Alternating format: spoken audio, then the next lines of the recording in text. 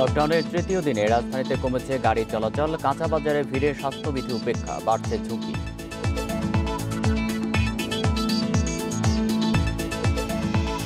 Corona চিকিৎসার জন্য ৪২ জেলাতে নেই আইসিইউ সুবিধা, বাধ্য হয়ে রাজধানীতে আসছেন জটিল রোগীরা। করোনা আক্রান্ত খালেদা জিয়ার সিটি স্ক্যানের রিপোর্ট ভালো, বাসায় থেকেই চিকিৎসা হবে জানালেন চিকিৎসক। শিগগিরই গ্রেপ্তার হতে পারেন মামুনুল, বলছে পুলিশ। হেফাজতে ৫২ মামলার চার্জশিট জমা ১ মাসের মধ্যে।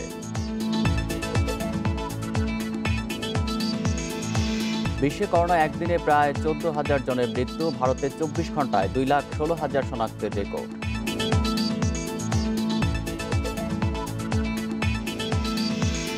স্বাগত বিরতিহীন ইন্ডিপেন্ডেন্ট সংবাদে, আপনাদের সাথে আছি আমি আলী আশরাফ। শুনছিলেন শিরোনাম, জানাবো পুরো খবর।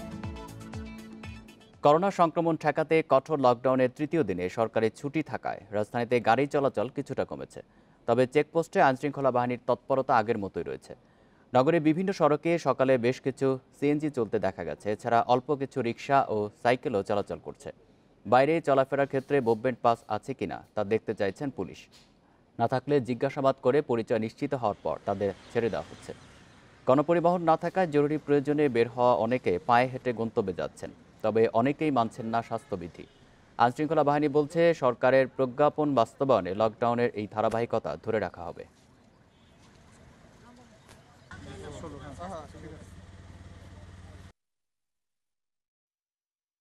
সবাইকে তো গাড়ি দিতে পারছে না আর কি, বাসা দূরত্ব হওয়ার কারণে, এবং আমাদেরকে কোভিড পেশেন্টেরই সার্ভিস দিতে হবে ওখানে গিয়ে। সিকিউরিটি গার্ড পোস্টে দিয়ে আসতে যাচ্ছি শ্যামলিতে। নিষেধ ঠিক আছে, জানলাম এই ১-২ টিপ মারে এখন গাড়ি বন্ধ করে দেবো। না, মুভমেন্ট পাস্ট নাই। করোনা সংক্রমণ ঠেকাতে কঠোর লকডাউনের তৃতীয় দিনের পরিস্থিতি জানাতে এবার ঢাকা ও কিশোরগঞ্জ থেকে যোগ দিচ্ছেন সহকর্মীরা। শুরুতেই রাজধানীর টেকনিক্যাল মোড় থেকে যোগ দিচ্ছেন সহকর্মী আলামিন হোসেন। আলামিন, টেকনিক্যাল মোড়ের এই মুহূর্তের পরিস্থিতি জানাবেন। রাস্তায় যানবাহন আর মানুষের উপস্থিতি কেমন দেখছেন? সব মানুষের উপস্থিতি গতকালকের চেয়ে আজকে তুলনামূলকভাবে খুবই কম। আপনি জানেন যে সাপ্তাহিক ছুটি চলছে, অর্থাৎ শুক্রবার, তার উপরে রমজান, আজকে তৃতীয় রমজান। সেক্ষেত্রে যারা আসলে সেহরি খেয়েছেন তারা একটু বেলা করে বের হবেন। লকডাউনও চলছে। ব্যক্তিগত গাড়ির উপস্থিতির কথা যদি বলি, আমরা গতকালকে যেমনটা দেখেছি তার তুলনায় আজকে একদমই হাতে গোনা। আপনি নিশ্চয়ই দেখছেন যে টেকনিক্যাল মোড়ে এখানে পুলিশের পক্ষ থেকে তারা কিন্তু তাদের যে চেকপোস্ট, সেই চেকপোস্টে প্রত্যেকটি গাড়ি কোথায় বের হয়েছেন, কী কারণে বের হয়েছেন, অনুমতি আছে কিনা, মুভমেন্ট পাস আছে কিনা সেটি খতিয়ে দেখছেন। তবে একটি বিষয়, সেটা হচ্ছে অনেকেই মিথ্যা অজুহাত দিচ্ছেন পুলিশের পক্ষ থেকে। যেমনটা বলা হয়েছিল, এখানে কিছুক্ষণ আগে নাজদিন আক্তার নামে একজন বাসিন্দা, মিরপুরে, তাকে আটকে রাখা হয়েছিল এবং তাকে জিজ্ঞেস করা হয়েছিল আপনি কোথায় যাবেন। তিনি বলেছিলেন যে বঙ্গবন্ধু শেখ মুজিব মেডিকেল বিশ্ববিদ্যালয়ে যাবেন, বিএসএমইউতে যাবেন, এবং পরবর্তীতে তিনি একটি ব্যবস্থাপত্র দেখিয়েছিলেন, কিন্তু সেটি আসলে ভুল প্রমাণিত হওয়ার পরে সেই যে সিএনজি চালাতে করে আসছে সেই সিএনজিকে আইনের আওতায় নিয়েছে পুলিশ। এরকম অনেকেই কিন্তু অসংখ্য লোকজন মিথ্যা অজুহাত দিয়ে বেরোচ্ছেন। আরেকটি বিষয়, কোনোভাবেই বাইকারদের নিয়ন্ত্রণ করা যাচ্ছে না। উবার কিংবা পাঠাওর অ্যাপসটি বন্ধ থাকলেও খেপে বের হচ্ছেন অনেকেই। সকাল থেকে আমরা দেখেছি পুলিশ বেশ কয়েকজন বাইকারদেরকে জেরার মুখে পড়তে হয়েছে। তারা স্বাস্থ্যবিধি মেনে ৫ই এপ্রিল পক্ষ থেকে বিটিআরসির পক্ষ থেকে একটি নির্দেশনা জারি করা হয়েছিল যে আপনি শুধুমাত্র একজন যেতে পারবে বাইকে করে স্বাস্থ্যবিধি করোনা ভাইরাসের প্রাদুর্ভাব রক্ষার্থে। সেক্ষেত্রে আমরা দেখেছি সেটি কিন্তু সম্পূর্ণভাবে ব্যাহত। অর্থাৎ যারা বাইক চালাচ্ছেন তাদের কোনোভাবেই নিয়ন্ত্রণ করা যাচ্ছে না। একজন নানা অজুহাত, নানা রকমভাবে অজুহাত দিচ্ছেন। দেখা যাচ্ছে কেউ পোশাক কারখানায় চাকরি করেন, তিনি যেটা করেন, অর্থাৎ তার কারখানা আজকে বন্ধ রয়েছে, তারপরও তিনি একজন যাত্রী নিয়ে অন্য একটি গন্তব্যে তাকে দিয়ে আসার কথা বলছেন, এবং বরাবরই জানতে চাওয়া হয়েছে কেন বেরোচ্ছেন। তিনি পেটের দায়ে বের হচ্ছেন, খাবার খেতে পাচ্ছেন না, নানা রকম কথা বলছেন। আরেকটি বিষয়, আশরাফ, আমরা টেকনিক্যাল মোড়ের যে রাস্তাটি আপনি নিশ্চয়ই দেখতে পাচ্ছেন, সেখানে এই পাশের রাস্তাটা, অর্থাৎ ঢাকার দিকে ঢুকতে কল্যাণপুর হয়ে যে রাস্তাটি, সেটি কিন্তু সম্পূর্ণরূপে পুলিশের পক্ষ থেকে সিল করে দেওয়া হয়েছে। আপনি নিশ্চয়ই দেখতে পাচ্ছেন যে এই রাস্তাটি বন্ধ করে দেওয়া হয়েছে।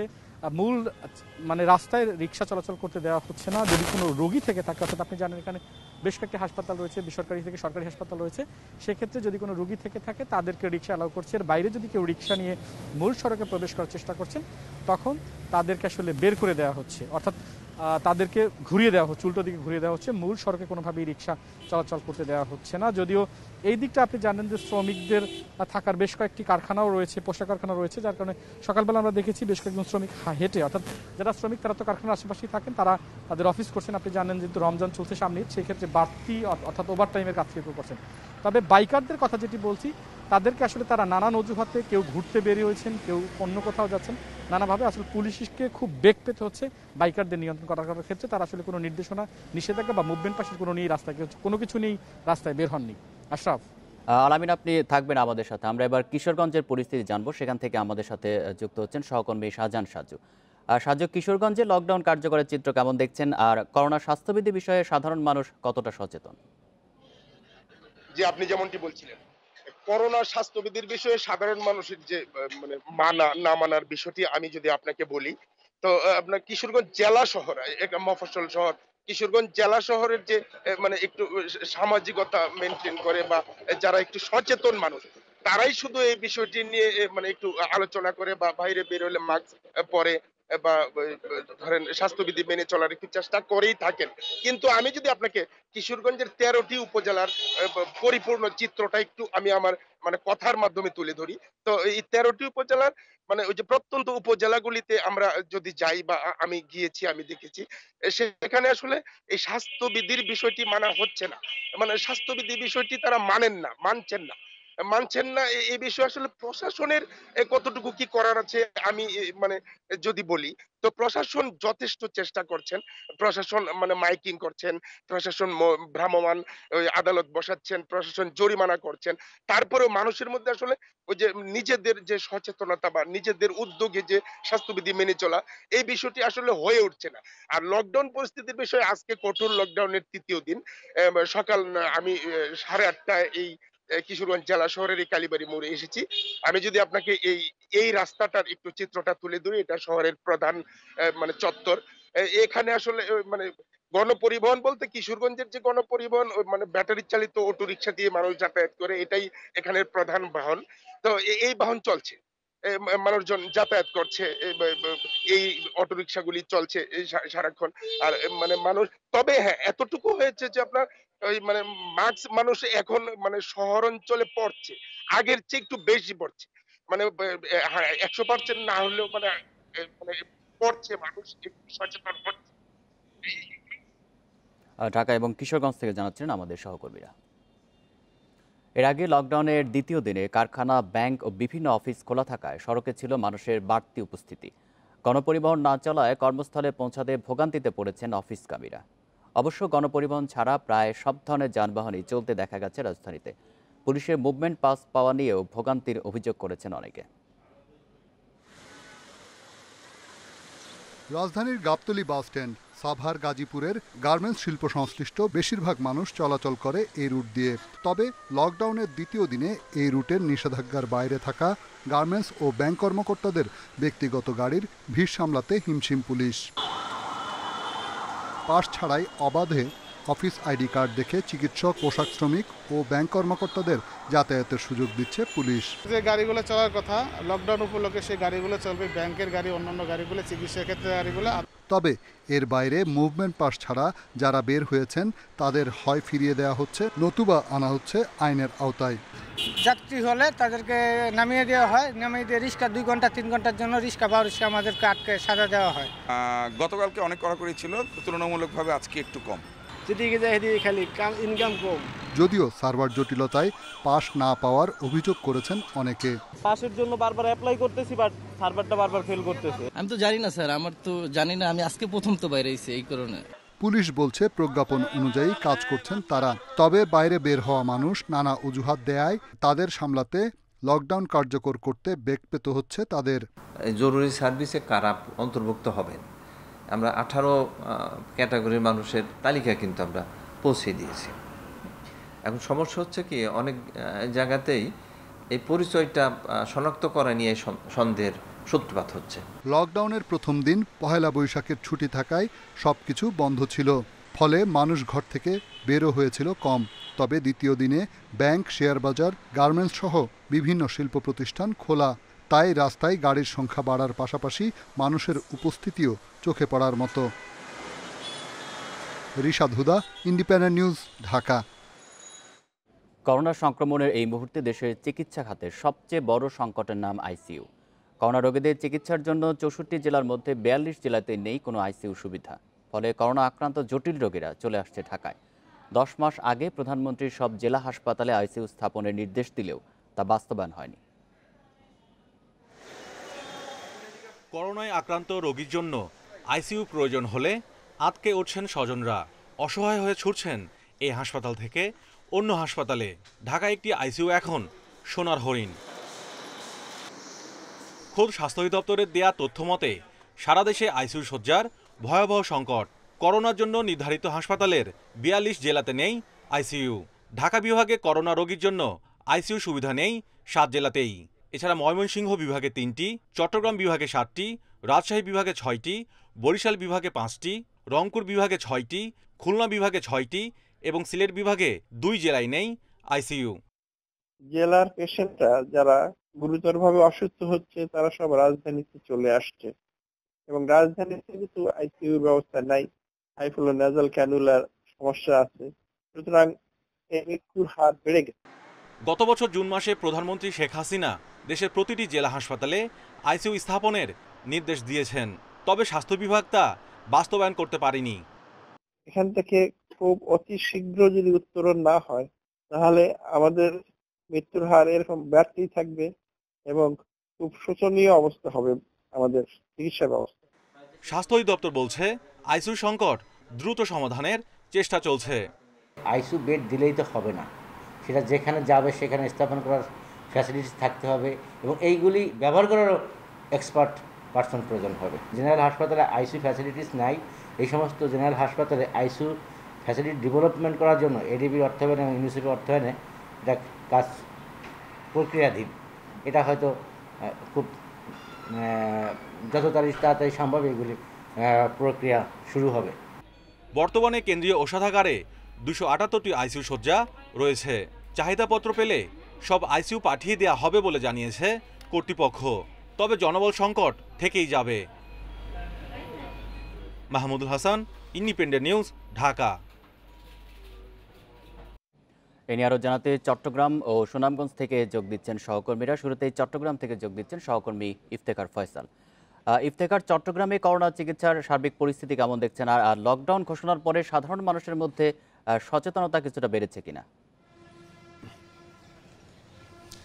করোনা চিকিৎসার পরিস্থিতি যদি বলি সেক্ষেত্রে বলা যায় চট্টগ্রামে বিশেষ করে আপনি জানেন যে চট্টগ্রামে প্রায় 60টির মতো আইসিইউ বেড রয়েছে করোনা রোগীদের জন্য এবং এর বাইরে প্রায় 6 শতাধিক সিট বরাদ্দ রয়েছে তাদের জন্য। তো এর মধ্যে আমরা যেটি দেখেছি এই সর্বশেষ যখন সংক্রমণ বেড়ে যায় তখন চট্টগ্রামে বিশেষ করে বেসরকারি হাসপাতাল যেগুলো সেগুলোতে কিন্তু মানুষের একটি চাপ আমরা দেখেছি এবং এখন কিন্তু কোনো বেসরকারি হাসপাতালে বলা যায় যে তাদের কোনো আসনই খালি নেই। তবে সরকারি হাসপাতালগুলোতে কিছু আসন খালি রয়েছে, সব মিলিয়ে সেটিও বলা যায় প্রায় 60টির মতো। এবং এর বাইরে যেটি রয়েছে আইসিইউ বেডের ক্ষেত্রে আমরা দেখেছি বেসরকারি হাসপাতালে একেবারেই আইসিইউ বেড খালি নেই, কিন্তু সেখানে চট্টগ্রাম মেডিকেল কলেজে বিশেষ করে মেডিকেল কলেজ হাসপাতালে 2টি সহ বিভিন্ন হাসপাতালে সব মিলিয়ে 10টির মতো সিট খালি রয়েছে।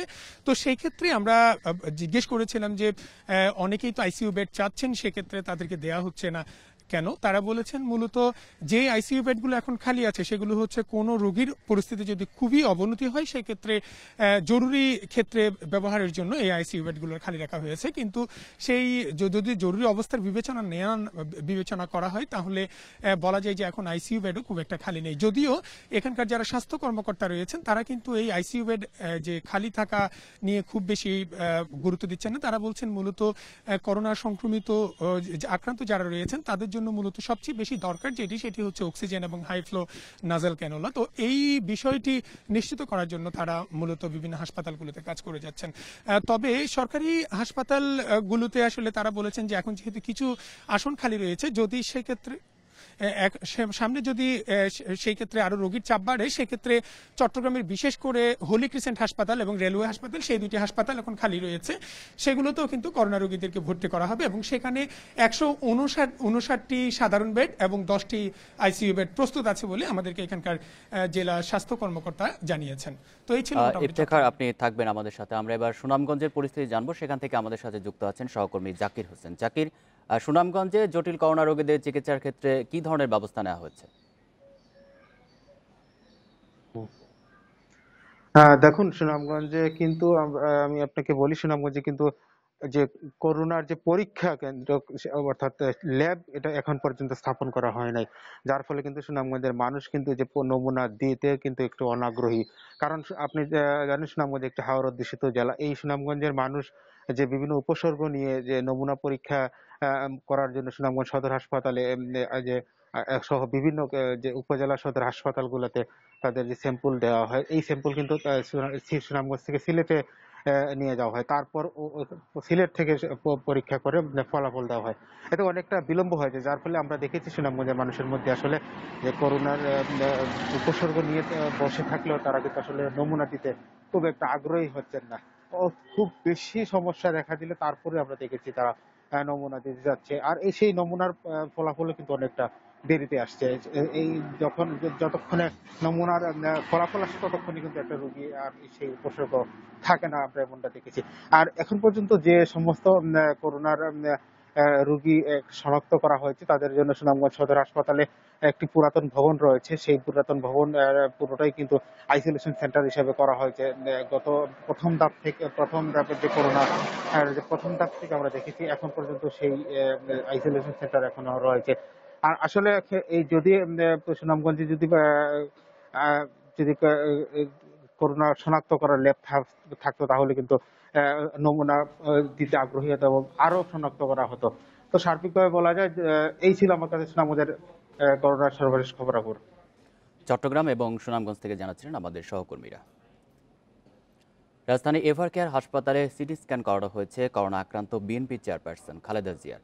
বৃহস্পতিবার রাতে সিটি স্ক্যানের জন্য তাকে হাসপাতালে নেওয়া হয়। রিপোর্ট ভালো উল্লেখ করে ডাক্তাররা জানান হাসপাতালে নয়, বাসাতেই চিকিৎসা চলবে বিএনপি নেত্রীর। 1 বছর পর বাড়ির বাইরে বের হলেন খালেদা জিয়া। করোনা আক্রান্ত হয়ে সিটি স্ক্যান করতে এভারকেয়ার হাসপাতালে যাওয়ার জন্য বৃহস্পতিবার রাত 9:15টায় গুলশানের বাসা থেকে বের হন বিএনপি চেয়ারপারসন। রাত 9:40-এ হাসপাতালে পৌঁছার পর শুরু হয় পরীক্ষা। সেখানে ছিলেন খালেদা জিয়ার ব্যক্তিগত 3 চিকিৎসক ও পরিচারিকা ফাতেমা। সিটি স্ক্যান করার পর 11:15টায় হাসপাতাল থেকে বাসায় ফেরেন তিনি। চিকিৎসকরা জানান রিপোর্ট অনুযায়ী খালেদা জিয়ার শরীরে করোনার সংক্রমণ খুবই সামান্য। সিটি স্ক্যানের যে প্রভিশনাল রিপোর্ট সেটাও আমরা পেয়ে গেছি এবং আলহামদুলিল্লাহ আপনাদের মাধ্যমে আমরা সবাইকে জানাতে চাই যে এখন পর্যন্ত যে সিটির ফাইন্ডিংস আছে সেটাকে ক্লিনিক্যালি আমরা মনে করতে পারি যে এটি অত্যন্ত মিনিমাম। আপাতত বিএনপি চেয়ারপারসন বাসায় থেকে চিকিৎসা নেবেন বলেও জানান তিনি। পরবর্তীতেও আমরা সার্বক্ষণিকভাবে ওনার অবস্থা পর্যবেক্ষণ করতে হবে, কারণ করোনার আগামীকালকে পরের দিন তারপরের দিন অর্থাৎ আমাদের আগামী 1 সপ্তাহ অর্থাৎ 14 দিন পর্যন্ত আমাদের অত্যন্ত মেটিকুলাসলি ওনাকে অবজার্ভ করতে হবে। শুক্রবার সিটি স্ক্যানের পূর্ণাঙ্গ রিপোর্ট পাওয়ার পর করণীয় ঠিক করা হবে বলেও জানান খালেদা জিয়ার চিকিৎসক। Jahanara Parvin, Independent news, Dhaka. হেফাজতের সাম্প্রতিক তাণ্ডবে মামলা হয়েছে 90টি। 53,291 আসামির মধ্যে হেফাজতে 4 নেতাসহ 397 জন গ্রেপ্তার হয়েছে। ডিএমপি কমিশনার জানান মামুনুল হকের বিরুদ্ধেও তথ্য নেওয়া হচ্ছে, শিগগিরই আইনের আওতায় আনা হবে। তিনি আরও জানান 2013 সালে ডিএমপির তদন্তে থাকা 52 মামলার চার্জশিট দেওয়া হবে 1 মাসের মধ্যে। 26 মার্চ বাইতুল মোকাররমে তাণ্ডব চালায় হেফাজত। এ ঘটনায় 12টি মামলা হয়েছে পল্টন ও মতিঝিল থানায়। আসামি করা হয়েছে 9,951 জনকে, গ্রেপ্তার হয়েছেন 50 জন। এর পরপরই হেফাজতের কর্মীরা রাস্তায় নামে চট্টগ্রামের হাটহাজারীতে, মসজিদে মাইকিং করে ব্রাহ্মণবাড়িয়ায় ধ্বংসযজ্ঞ চালায় হেফাজত। আর 28 মার্চ ডাকা হরতালে ভাঙচুর, অগ্নিসংযোগ চালায় নারায়ণগঞ্জে। এসব ঘটনায় মামলা হয়েছে 78টি, আসামি করা হয়েছে 43,000-এর বেশি, গ্রেপ্তার হয়েছেন 347 জন। এর বেশ কিছু মামলাতে প্রধান আসামি করা হয়েছে হেফাজতের যুগ্ম মহাসচিব মামুনুল হককে। ডিএমপি কমিশনার বলছেন তথ্য সংগ্রহ শেষে তাকেও আইনের আওতায় আনা হবে। কিন্তু এই মারামারির সময় ঘটনাস্থলে ছিলেন না, ফলে উনি পিছন থেকে কি করেছেন তার যে সহযোগী যেগুলো আছে সেগুলোকে আমরা গ্রেপ্তার করেছি, রিমান্ডে আনা হচ্ছে। তাদের জিজ্ঞাসাবাদ করে তার সম্পৃক্ততা প্রমাণ করতে পারলে অবশ্যই তাকে গ্রেপ্তার করা হবে। এদিকে 2013 সালে শাপলা চত্বরে হেফাজতের তাণ্ডবের 52 মামলার তদন্ত আবারও জোরে সোরে শুরু হয়েছে। এসব মামলায় হেফাজতের সাংগঠনিক সম্পাদক ও সহকারী মহাসচিব সহ 4 নেতা গ্রেপ্তার হয়েছেন। 13 সালে যে মামলাগুলো ছিল সেগুলো আবার তদন্ত খুব জোরে সোরে শুরু হয়েছে এবং আমরা আশা করছি 1 মাস থেকে 1.5 মাসের ভিতরে সমস্ত মামলায় মামলার সাক্ষ্য প্রমাণের ভিত্তিতে যেটি চার্জশিট দেওয়ার মতো সেটি চার্জশিট দেওয়া হবে, আর যেটি সাক্ষ্য প্রমাণ পাওয়া যাবে না সেটি অন্যভাবে নিষ্পত্তি করা হবে। তবে গ্রেপ্তার বন্ধ না হলে কঠোর আন্দোলনের হুঁশিয়ারি হেফাজতের। গণহারে গ্রেপ্তার করা হচ্ছে, এটা অত্যন্ত দুঃখজনক।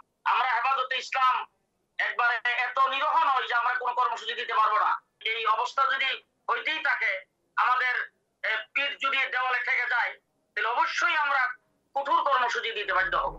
হেফাজতের মতো সংগঠনকে ছাড় দিলে পরিস্থিতি ভয়াবহ হবে বলে সতর্ক করেছেন অপরাধ বিশ্লেষকেরা। Masudur Rahman, independent news, Dhaka. দেশে করোনায় প্রথম মৃত্যুর 394 দিন পর মৃতের সংখ্যা 10,000 ছাড়ালো। গত বছরের 18 মার্চ করোনায় 1 জনের মৃত্যু হয়। বৃহস্পতিবার 94 জনের মৃত্যুর খবর দিয়েছে স্বাস্থ্য অধিদপ্তর। এর মধ্যে গত 15 দিনেই করোনায় মারা গেছেন 1000 জন। করোনায় মৃত্যু বাড়ছেই। গত 2 দিন ধরে মৃত্যুর সংখ্যা 100-র কাছাকাছি দেখছে দেশ। মঙ্গলবার এই সংখ্যা ছিল 96 জন। গত 24 ঘন্টায় 257 ল্যাবে 19,959 নমুনা পরীক্ষা হয়েছে। সংক্রমণের বিস্তার রোধে কঠোর লকডাউনের মধ্যদিনে শনাক্ত রোগীর সংখ্যা কিছুটা কমেছে। জনস্বাস্থ্য বিশেষজ্ঞরা বলছেন, করোনার প্রকোপ যখন দেশে কিছুটা কম ছিল, তখন অনেকের উদাসীনতা দেখা গেছে, যার ফলে দেশ এখন এই মহাসংকটে পড়েছে। পরিস্থিতি মোকাবেলায় কঠোরভাবে লকডাউন পালনের পরামর্শ দিচ্ছেন বিশেষজ্ঞরা। আজকে যে আমাদের ভালো অবস্থা আছে সেটা কিন্তু আল্লাহর দয়া এবং ভাইরাসের দয়া, যে নতুন যে আপনার ভেরিয়েন্ট আছে এটা এতখানি ক্ষতি করে না, কিন্তু যে কোনো সময় এটা পরিবর্তিত হতে পারে। জানুয়ারি থেকে ভাইরাল সিকোয়েন্সিং হচ্ছে, জিনোমিক সিকোয়েন্সিং, এটা কখনোই প্রকাশ করা হয়নি, জনগণের কোনো সাবধান করা হয়নি যে নতুন একটা ভেরিয়েন্ট এসেছে। অনেক ধরনের তথ্য আমাদের কাছে জানা নাই। আরও 94 জন মৃত্যুর মধ্যে 90 জন হাসপাতালে এবং 4 জন বাড়িতে মৃত্যুবরণ করেন। এর মধ্যে পুরুষ 64 জন আর নারী 30 জন। এ নিয়ে করোনায় মোট প্রাণহানি 10,081 জনের। এদিকে 24 ঘন্টায় সুস্থ হয়েছেন 5,915 জন, আর এ নিয়ে মোট সুস্থ 5,97,214 জন। মাহমুদুর নবী, ইন্ডিপেন্ডেন্ট নিউজ। ঢাকায় শনাক্ত করোনা রোগীর 87 ভাগই সাউথ আফ্রিকার ধরন। বাংলাদেশ বিজ্ঞান ও শিল্প গবেষণা পরিষদ BCSIR এর গবেষণায় এই তথ্য উঠে এসেছে। বিশেষজ্ঞরা বলছেন, করোনা সাউথ আফ্রিকার ধরনটি খুব ছোঁয়াচে এবং সংক্রমণের জটিলতাও অনেক বেশি। বাংলাদেশ শিল্প গবেষণা পরিষদের জেনোমিক ল্যাব দেশে করোনা সংক্রমণ শুরু হওয়ার পর এ পর্যন্ত 800-র বেশি জেনোম সিকোয়েন্স করেছে প্রতিষ্ঠানটি। এর মধ্যে আন্তর্জাতিক তথ্য ভান্ডার GIS-8-এ 500-র বেশি জেনোম ডেটা আপলোড করা হয়েছে। এতে দেখা গেছে, গত বছরের ডিসেম্বর ও জানুয়ারিতে সিলেট থেকে সংগ্রহ করা 26 নমুনার জেনোম সিকোয়েন্স করে যুক্তরাজ্যের ধরন পাওয়া যায় 13টিতে। আক্রান্তদের বেশিরভাগই যুক্তরাজ্য ফেরত। আর সবশেষ 48টি নমুনার জেনোম সিকোয়েন্স করে 42টিতেই সাউথ আফ্রিকার ধরন পাওয়া যায়। এ মাসের শুরুতে এসব নমুনা ঢাকা থেকে সংগ্রহ করা হয়েছে। ডেফিনেটলি এটা অ্যাওয়ার হওয়ার মতো, মানে এটা সাবধান হওয়ার মতো সিচুয়েশন, এতে কোনো সন্দেহ নেই। মাননীয় প্রধানমন্ত্রী যে নির্দেশগুলো দিয়েছেন, অনুগ্রহ করে সবাই যাতে সেটা মেনটেন করি আমরা, তাহলেই আমরা এটা থেকে বাঁচতে পারবো। দেশে গত 15 দিনেই 1 লাখ মানুষের করোনা শনাক্ত হয়েছে। মারা গেছেন 1035 জন। এর পেছনে সাউথ আফ্রিকার ধরনের প্রভাব দেখছেন বিশেষজ্ঞরা। এই ভ্যারিয়েন্ট দিয়ে কিন্তু রিইনফেকশন হয় এবং এই ভ্যারিয়েন্টের আরেকটা প্রবলেম হচ্ছে যে এটা কিন্তু আমাদের বডির যে ইমিউন সিস্টেম সেটাকে স্কেপ করতে পারে, দ্রুত গতিতে সংক্রমণ ছড়াচ্ছে এবং মানুষ কিন্তু খুব দ্রুত অসুস্থ হয়ে পড়ছে। তারা সিভিয়ার কোভিড ডেভেলপ করছে, হসপিটালে ভর্তি হচ্ছে এবং সেই একই কারণে যেহেতু বেশি সংক্রমণ হচ্ছে, আমরা কিন্তু মৃত্যু দেখছি বেশি। সাউথ আফ্রিকার ধরনে করোনা টিকার কার্যকারিতা নিয়েও আছে বিতর্ক। তাই এর বিস্তার ঠেকাতে জেলা, উপজেলা ও এলাকা ভিত্তিক জেনোম সিকোয়েন্স করে করোনার ধরন চিহ্নিত করার পরামর্শ গবেষকদের। যদি আমরা ওইসব অঞ্চলগুলোকে অন্যান্য অঞ্চল থেকে আলাদা করতে পারি বা কন্টেইন করতে পারি, তাহলে কিন্তু সাউথ আফ্রিকা ভ্যারিয়েন্ট বিস্তৃত পর্যায়ে ছড়িয়ে পড়া থেকে অনেকটাই রক্ষা করা সম্ভব। আইসিডিডিআরবি ও সিএইচআরএফ এর ল্যাবেও সাউথ আফ্রিকার ধরন শনাক্ত হয়েছে। এর মধ্যে সবচেয়ে বেশি শনাক্ত বিসিএসআইআর এর ল্যাবে। Hasan Misbah, independent news, Dhaka. রমজান শুরুর আগেই সরকার বেশি ব্যবহৃত 6টি পণ্যের যৌক্তিক দর নির্ধারণ করে দিলেও তা কার্যকর হয়নি। খুচরা বাজারে ছোলা, মসুর ডাল, পেঁয়াজ, সয়াবিন, চিনি ও খেজুর বিক্রি হচ্ছে নির্ধারিত মূল্যের তুলনায় কেজিতে 5 থেকে সর্বোচ্চ 70 টাকা বেশি দামে। এছাড়া বাজারে ক্রেতা বিক্রেতাদের বেশিরভাগই মানছেন না লকডাউনের নির্দেশনা। এ নিয়ে আরও জানাতে রাজধানীর মহাখালী কাঁচা বাজার থেকে যোগ দিচ্ছেন সহকর্মী সোহেল রানা। রানা, বাজারে ক্রেতা বিক্রেতাদের করোনা স্বাস্থ্যবিধি মানাতে কর্তৃপক্ষের কোনো ধরনের উদ্যোগ চোখে পড়ছে কিনা?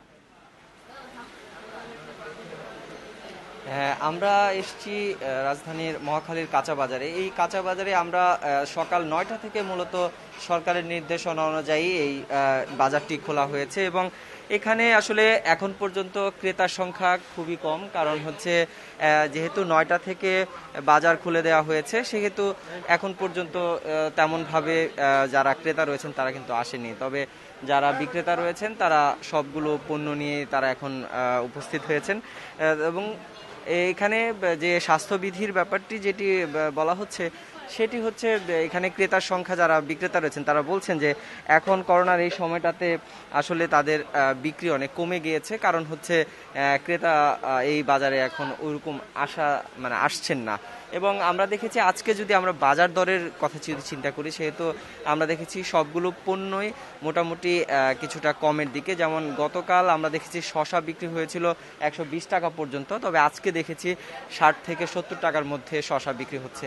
এবং আরেকটি বিষয়, আমরা লেবু এখানে একটু চড়া দামে বিক্রি হচ্ছে 80 থেকে 100 টাকার মধ্যে এবং কাঁচামরিচ আমরা দেখছি 60 থেকে 70 টাকার মধ্যে। এছাড়া এই যে সবজিগুলো এখন মোটামুটি নতুন সবজি হিসেবে আসছে, যেমন করলা সেটি 120 টাকা এবং পটল বিক্রি হচ্ছে 70 টাকা। এছাড়া সবগুলো সবজি মোটামুটি 60, 70 এবং 80-র মধ্যেই বিক্রি হচ্ছে। আর যদি আমরা নিত্য প্রয়োজনীয় পণ্যের কথা বলি, সেক্ষেত্রে হচ্ছে আলু কেজিতে 2 টাকা করে বৃদ্ধি পেয়েছে। কারণ আমরা দেখেছিলাম যে 18 টাকা বা 15 টাকা বিক্রি হয়েছিল, এখন সেটা 20 টাকার মধ্যে বিক্রি হচ্ছে এবং পেঁয়াজ বিক্রি হচ্ছে 42 টাকা 40 টাকার মধ্যে। আর ছোলা মূলত বিক্রি হচ্ছে 60, 65 এবং 70-এর মধ্যে এবং অনেক ক্ষেত্রে সেটা 75 টাকাও গিয়ে ঠেকছে এবং চিনি বিক্রি হচ্ছে 68 থেকে 70 টাকার মধ্যে। তো মোটামুটি আজকে বাজারটা অনেকটাই কম মূল্যেই আমরা দেখেছি। গত কয়েকদিনের চেয়ে আজকে কিছুটা কমের দিকে রয়েছে। সবজি এবং মাছের বাজারেও আমি গিয়েছিলাম, সেখানে মাছের দামও দেখেছি যে বিভিন্ন প্রকারভেদে মাছের দাম, শুধুমাত্র চিংড়ি ছাড়া অন্য সব মাছই মোটামুটি নিয়ন্ত্রণের মধ্যে রয়েছে। তো এই ছিল আজকের আমার কাছে থাকা আজকের বাজার দরের সর্বশেষ অবস্থা। মহাখালী কাঁচা বাজার থেকে জানাচ্ছিলেন সহকর্মী সোহেল রানা। করোনা ভাইরাসে আক্রান্ত কিংবদন্তি অভিনেত্রী এবং সাবেক সংসদ সদস্য সারা বেগম কবরীর শারীরিক অবস্থার অবনতি হয়েছে। বৃহস্পতিবার তাকে রাজধানীর শেখ রাসেল গ্যাস্ট্রোলিভার হাসপাতালে লাইফ সাপোর্টে নেওয়া হয়েছে। কবরীর ছেলে শাকের চিশতি জানিয়েছেন তার মায়ের শারীরিক অবস্থা জটিল। কবরীর সুস্থতার জন্য দেশবাসী ও ভক্তদের কাছে দোয়া চেয়েছেন তিনি। গত 5 এপ্রিল করোনা পজিটিভ রিপোর্ট এলে সারা বেগম কবরীকে রাজধানীর কুর্মিটোলা হাসপাতালে ভর্তি করা হয়। অবস্থার অবনতি হলে 8 এপ্রিল তাকে শেখ রাসেল গ্যাস্ট্রোলিভার হাসপাতালে স্থানান্তর করা হয়।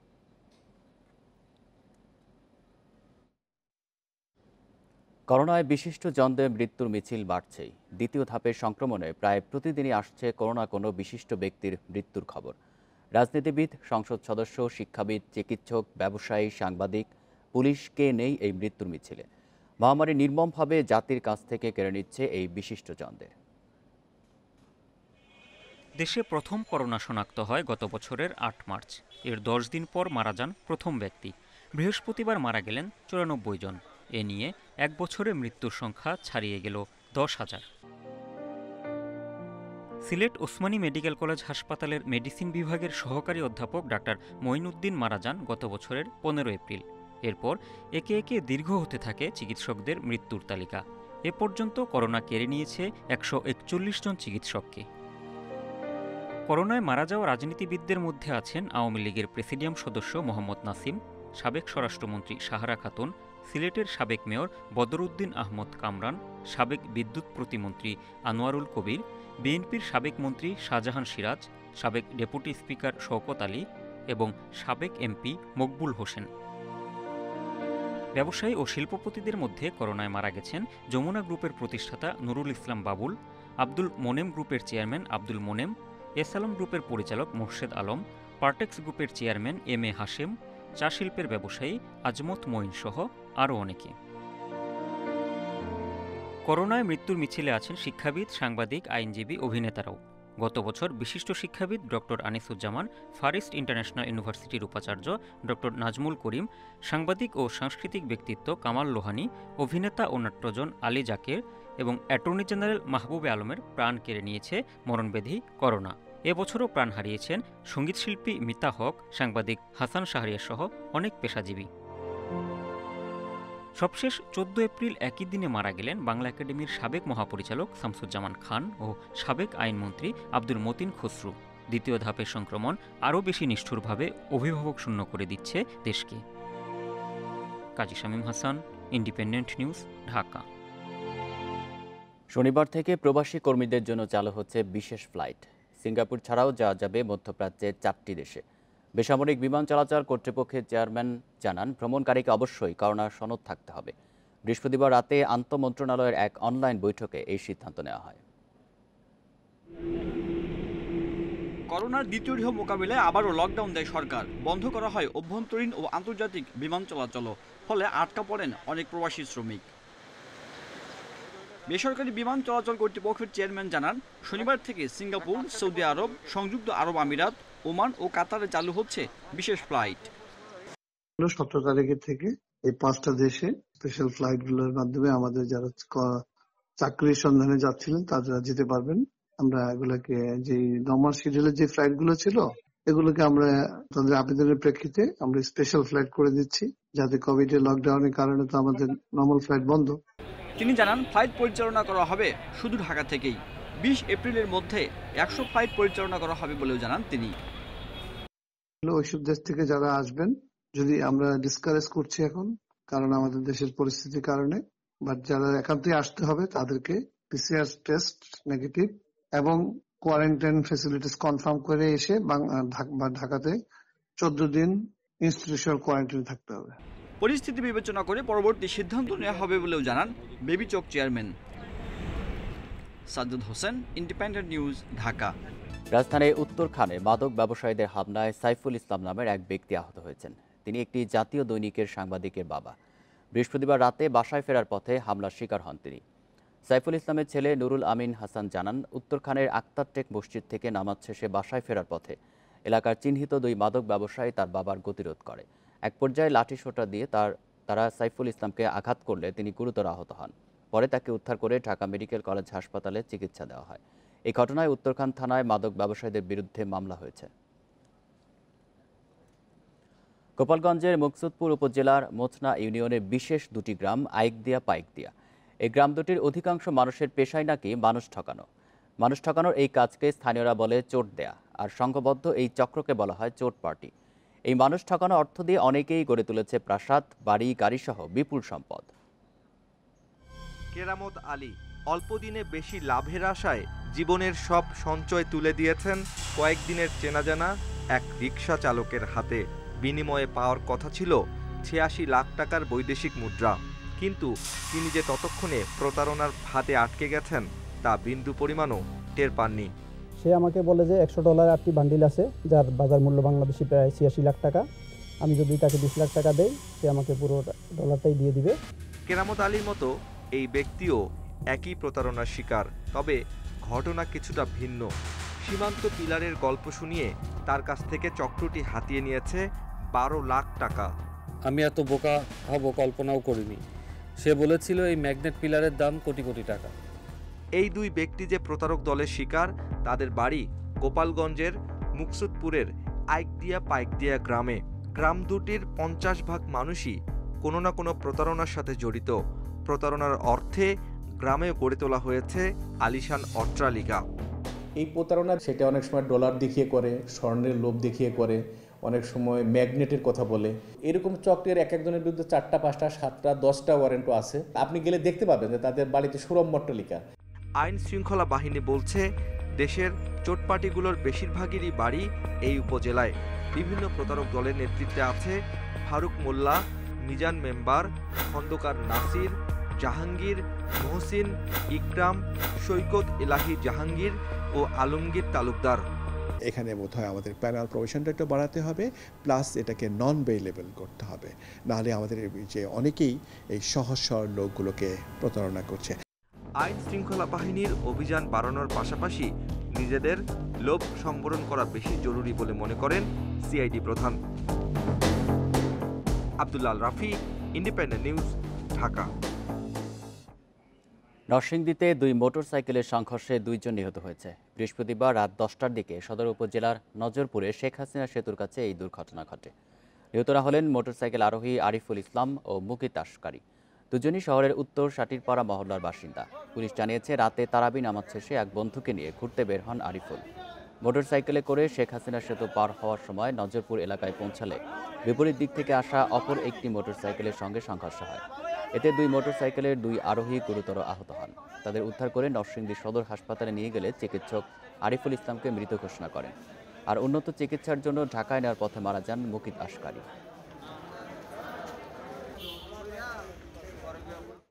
তীব্র রোদ, গরম বাতাস আর ছত্রাকজনিত রোগে ক্ষতিগ্রস্ত হয়েছে বিভিন্ন জেলার ধান। ফসলের ক্ষেতে ধানের শীষ শুকিয়ে যাওয়ায় কাঙ্ক্ষিত ফলন না পাওয়ার শঙ্কায় চাষিরা। তবে ফলন বিপর্যয় থেকে রক্ষা পেতে ছত্রাকনাশক ও পটাশ সার ছিটানোর পরামর্শ কৃষি বিভাগের। চুয়াডাঙ্গার সদর উপজেলার গাড়াবাড়িয়া গ্রামের কৃষক ওসমান আলী 1 বিঘা জমিতে ধান আবাদ করেছিলেন। রোদের তাপ ও গরম বাতাসে ক্ষেতের অর্ধেক ধান নষ্ট হয়ে গেছে। একই অবস্থা পুরো জেলার বেশিরভাগ কৃষকের। মাঠের পরিস্থিতি খুব খারাপ। মাঠের ধান এমন একটা হাওয়া এসেছে, সে হাওয়ায় ধানটা খুব ক্ষতিগ্রস্ত হয়ে গিয়েছে। মেহেরপুরে বেশ কয়েকদিনের টানা তাপদাহে ধানের শীষ শুকিয়ে চিটা হয়ে যাচ্ছে। এছাড়া কালবৈশাখী ঝড়ের সাথে দেখা দিয়েছে নেক ব্লাস্ট রোগ। বৃষ্টি আসার কারণে ঝড় বৃষ্টিতে আমাদের এই ধানটা খুব ক্ষয়ক্ষতি করেছে। ওই তাপমাত্রা খুব বেশি ছিল, এই কারণে হঠাৎ করে ঝড় বৃষ্টি হওয়ার কারণে এখন ধানের ফলন আর ভালো আর হবে না, এখন সব সাদা সাদা হয়ে গেছে। কালবৈশাখী ঝড়ের সময় গরম বাতাসে পাবনা ও ঝিনাইদহের বিভিন্ন এলাকায় বোরো ধানের ক্ষতি হয়েছে। ধানের শীষ সাদা হয়ে শুকিয়ে যাওয়ায় ফলন বিপর্যয়ের আশঙ্কায় রয়েছে চাষিরা। ধানটা ভালো হবে, ভালো ফলন পাবো এই আশা করে আমি মনে করি অনেক টাকাই খরচ করছি।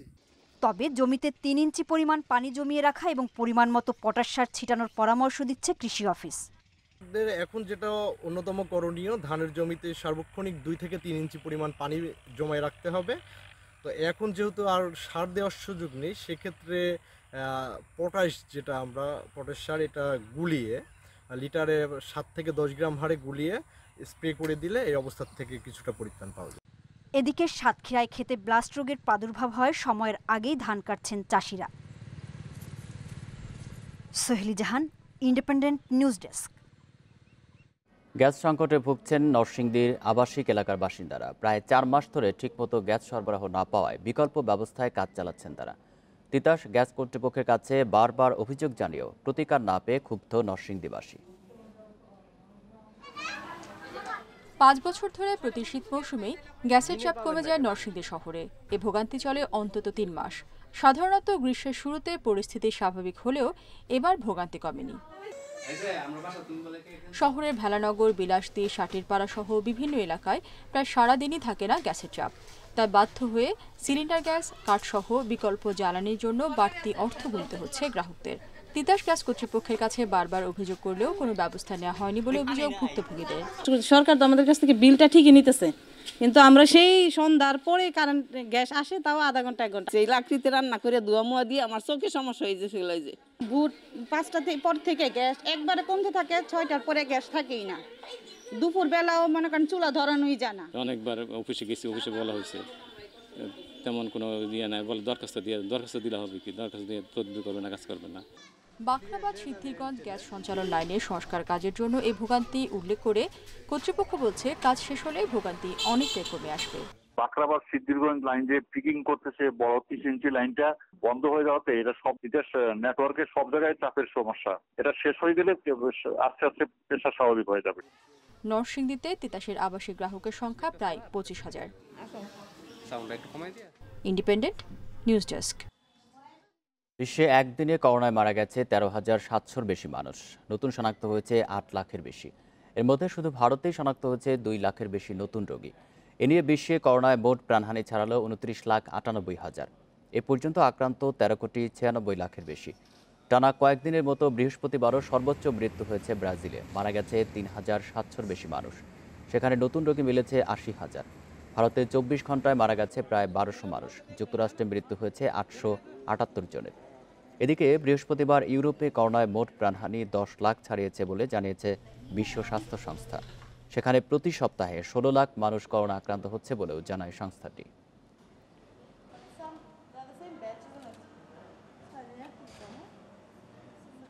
ব্রিটেনের রানী দ্বিতীয় এলিজাবেথের স্বামী প্রিন্স ফিলিপের শেষকৃত্যকাল।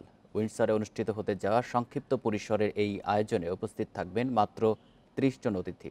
এরই মধ্যে আমন্ত্রিত অতিথিদের নাম প্রকাশ করেছে বাকিংহাম প্যালেস। প্রিন্স ফিলিপের কফিনের পাশে হাঁটবেন তার 4 সন্তান Prince Charles, Prince Andrew, Prince Edward এবং প্রিন্সেস অ্যানা। এছাড়া নাতি প্রিন্স উইলিয়াম এবং প্রিন্স হ্যারিও হাঁটবেন রূপান্তরিত ল্যান্ড রোভার সবজানের পাশে। রাজপরিবারের সদস্যদের বাইরে জার্মানির 3 জন আত্মীয় থাকবেন। সবাই মাস্ক পরবেন এবং সামাজিক দূরত্ব বজায় রাখবেন। শুধু রানী একাই আসন গ্রহণ করবেন। প্রিন্স ফিলিপের মরদেহ জনসাধারণের শ্রদ্ধা নিবেদনের জন্য রাখা হবে না।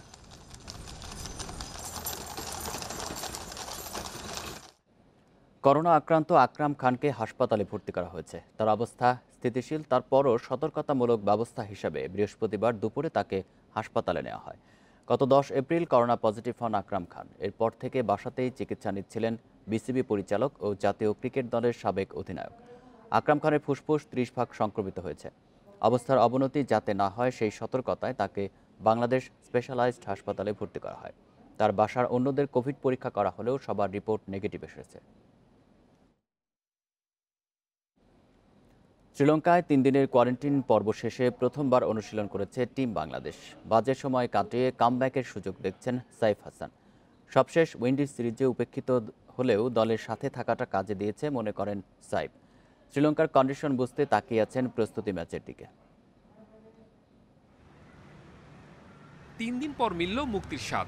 রুম কোয়ারেন্টাইন শেষে শুরু হয়েছে আনুষ্ঠানিক অনুশীলন। অস্বস্তি কাটিয়ে যেখানে প্রাণবন্ত মমিনুলের দল। ছুটি কাটিয়ে দলের সাথে যোগ দিয়েছেন ফিল্ডিং কোচ। নিউজিল্যান্ড সফরে বাজে ফিল্ডিংয়ে কাঠ গড়ায় রায়ান কুক। লঙ্কা সিরিজে ভুলের পুনরাবৃত্তি চায় না ম্যানেজমেন্ট। প্রথম দিনের অনুশীলনে ফিল্ডিংয়ে হয়েছে দীর্ঘ সেশন। লিটনকে রানে ফেরার আত্মবিশ্বাস দিয়েছেন টিম লিডার সুজন। 17-18 এপ্রিল 2 দিনের প্রস্তুতি ম্যাচে নিজেদের ঝালিয়ে নেওয়ার সুযোগ। পাল্লেকেলের উইকেটে ব্যাটসম্যানরা সুবিধা পাবেন। স্পিনারদের জন্য থাকছে যথেষ্ট টার্ন বাউন্স। তবে প্রচণ্ড গরমে পেসারদের দিতে হবে কঠিন পরীক্ষা। প্রস্তুতি ম্যাচে সবকিছুই শুধরে নিতে হবে দ্রুত। ওয়েদারের সাথে অ্যাডাপ্ট করা আর উইকেট কীরকম হতে পারে ওইখানেই ম্যাচটা খেলে আমাদের আসলে বুঝতে হবে। সো আমার মনে হয় ম্যাচের মধ্যে তারপর প্রত্যেকটা প্র্যাকটিস সেশন আমাদের জন্য অনেক important. So everyday is important. তো ইনশাল্লাহ যত ক্যাশ ইন করা যায় ততই আমাদের জন্য ভালো। জাতীয় দলের জার্সিতে সাইফ সবশেষ টেস্ট খেলেন গত বছর জিম্বাবুয়ের বিপক্ষে। ফেরার মিশনে 3 নম্বরে শান্তর সাথে লড়াই জমবে। তাই প্রস্তুতি ম্যাচে সাইফ দিতে চান সর্বোচ্চ। আমার মনে হয় ব্যাটিং প্রিপারেশনটা তারপর ফিটনেস ওয়াইজ এভরিথিং খুব ভালো ছিল। যদিও ম্যাচ খেলি নাই কিন্তু ন্যাশনাল টিমের সাথে যতদিন ছিলাম ভালো প্র্যাকটিস সেশন ছিল ব্যাটিং ওয়াইজ ফিটনেস ওয়াইজ। তো অল ওভার আমার মনে হয় প্রিপারেশন খুব ভালো, কনফিডেন্সও ভালো আছে। ইনশাল্লাহ যদি সুযোগ পাই কাজে লাগানোর চেষ্টা করব। প্রস্তুতি ম্যাচ শেষে চূড়ান্ত দল ঘোষণা। ক্যান্ডিতে সিরিজের প্রথম test 21 April. Saiful Majumdar, independent news. Europa লিগের সেমিফাইনালে উঠেছে ম্যানচেস্টার ইউনাইটেড। প্রথম লেগের মতো দ্বিতীয় লেগেও গ্রানাদাকে 2-0 গোলে হারিয়েছে রেড ডেভিলস। এদিকে শেষ 4-এ উঠেছে আর্সেনালও। 2 লেগ মিলিয়ে স্লাভিয়া প্রাগের বিপক্ষে গানারদের জয় 5-1 গোলে। ঘরের মাঠে শুরুতেই কাভানির গোলে এগিয়ে যায় ম্যান ইউনাইটেড। পরে রক্ষণ জমাট রেখে স্বাগতিকদের সাথে সমান লড়ে গ্রানাদা। তবে শেষ মুহূর্তে আত্মঘাতী গোল হজম করলে হতাশা বাড়ে স্প্যানিশ ক্লাবটি। সেমিফাইনালে রোমার বিপক্ষে লড়বে ম্যান ইউনাইটেড। এদিকে স্লাভিয়া প্রাগের বিপক্ষে গোল উৎসব করেছে আর্সেনাল। জোড়া গোল করেছেন লাকাজেত, একটি করে গোল করেন পেপে ও জাকা। ফাইনালে ওঠা লড়াইয়ে গানারদের প্রতিপক্ষ ভিয়ারিয়াল।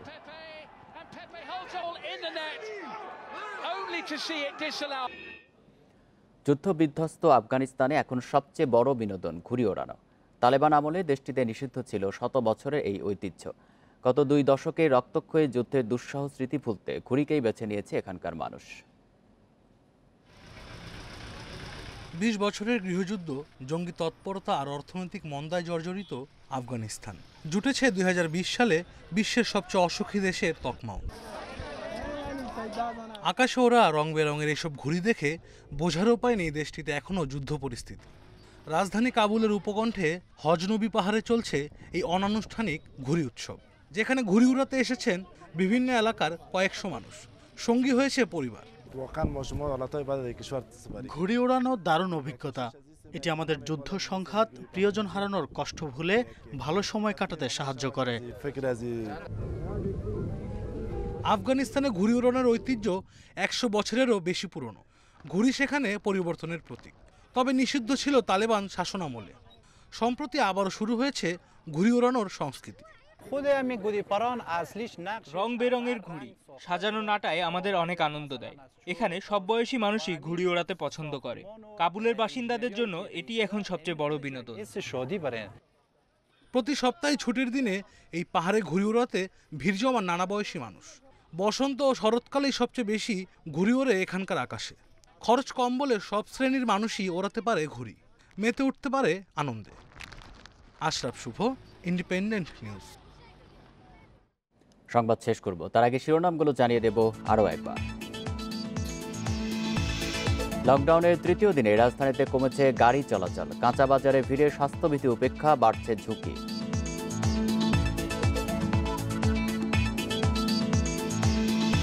করোনা চিকিৎসার জন্য 42 জেলাতে নেই আইসিইউ সুবিধা, বাধ্য হয়ে রাজধানীতে আসছেন জটিল রোগীরা।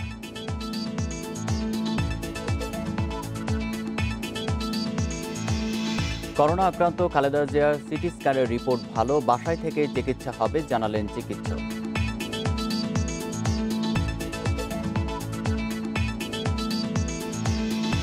শিগগিরই গ্রেপ্তার হতে পারেন মামুনুল, বলছে পুলিশ। হেফাজতে 52 মামলার চার্জশিট জমা 1 মাসের মধ্যে।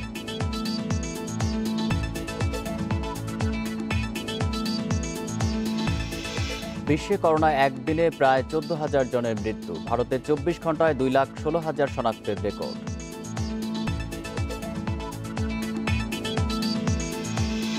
এই ছিল এখনকার সংবাদে। ইন্ডিপেন্ডেন্ট টেলিভিশনের সব খবরের আরো বিস্তারিত জানতে চোখ রাখুন ফেসবুক, ইউটিউব এবং টুইটারে। ধন্যবাদ সবাইকে।